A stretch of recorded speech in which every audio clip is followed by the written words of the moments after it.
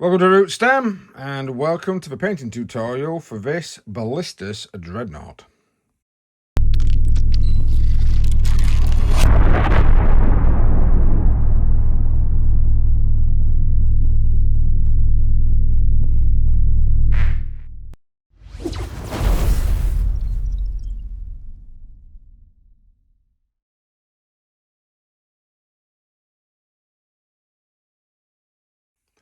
Hi guys, thank you very much for joining me. In this video today we are going to be painting up this Ballistus Dreadnought in the great colours of the Imperial Fists. So I'm going to be showing you how to do this. You will require an airbrush for a lot of the work, and then some of the other work I'm going to just be doing regular by hand.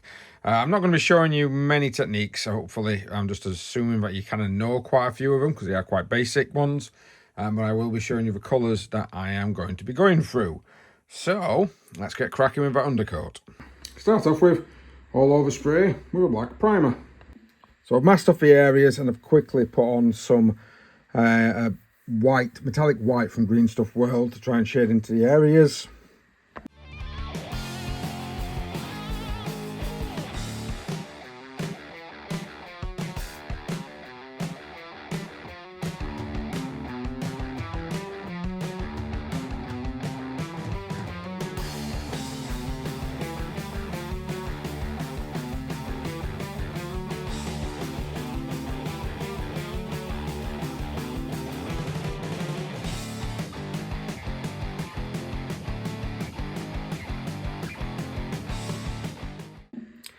And after masking the areas that I needed to and hitting it with some Mystic White from Green Stuff World and then Telesar Blue for an airbrush, I have got the blue that I need for my Crimson Fists.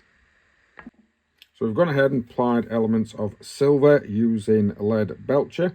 I'm now going to coat the entire thing with a null oil contrast medium mix, 75% null oil and 25% contrast medium, and we're just going to put that all over the silver.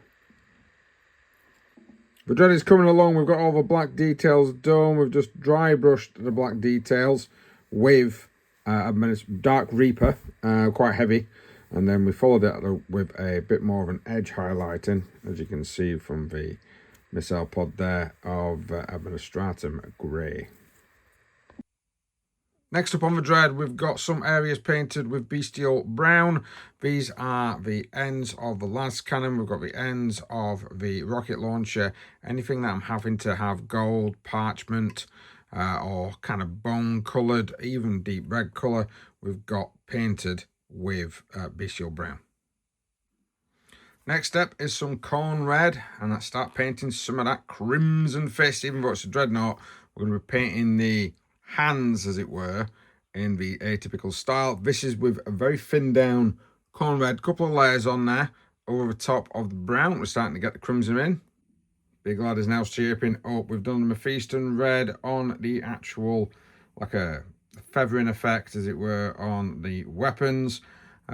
Just multiple layers, thin paint, and I've even done it a tiny highlight of Evil Sun Scarlet, which you can kind of see.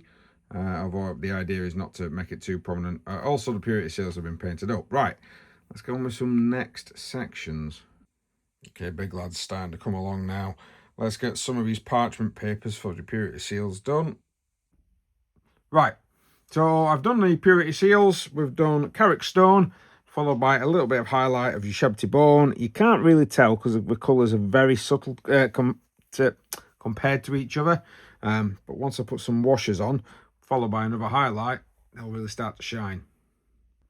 While highlighting the purity seals with Yushabti Bone, I've gone and painted some of the bone elements. I've also gone and painted some of the other pieces with Retributor armour, ready for some washes. We've got the items down on the big lad. We've got gold on, we've got the parchment on, we've got some bone. Let's get these shaded. So, first off, any bone skeleton horde. Any parchment and gold we're going to be hitting with Agrax Earthshade. The dread is looking badass now. We just need to cut back in. We're going to use Yushabti Bone and gold, the Retributor Armour gold, to go back onto the gold bits itself, just making sure we leave the recesses. We're just kind of like just going to do a little bit of highlighting, just going back in with the gold. Same with the Shabty bone, we're going to do a bit of highlighting, and then right after that, just a little tiny bit of silver just on the edges of that gold just to finish it off. Okay, let's now get our parchment on. I've painted the missiles. I just did a gracie with a white scar, used to be skull white, over the top, just as a quick basic highlight. I've painted up some of the bits of the parchment. All I've done is got a really thin brush and used wildwood, just a little tiny bit of wildwood. Don't use a lot because you will ruin your brush. I mean, don't. It's a very thin brush, but it's an older thin brush that I'm kind of trying to get rid of anyway. And let's see if I can just zoom in. So all I've done is little lines, but from a distance it makes it look like script. And of course I've tried to put some names on, but I'm not the greatest. Right, I think this, I'm not particularly fond on just painting that bit. I'm just going to leave that bit if I'm completely honest. Right, let's get some transfers applied to this bad boy, and let's get that basing done. It should be finished.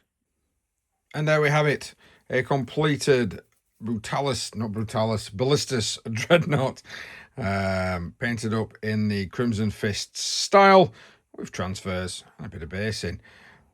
Nice and easy work with the airbrush.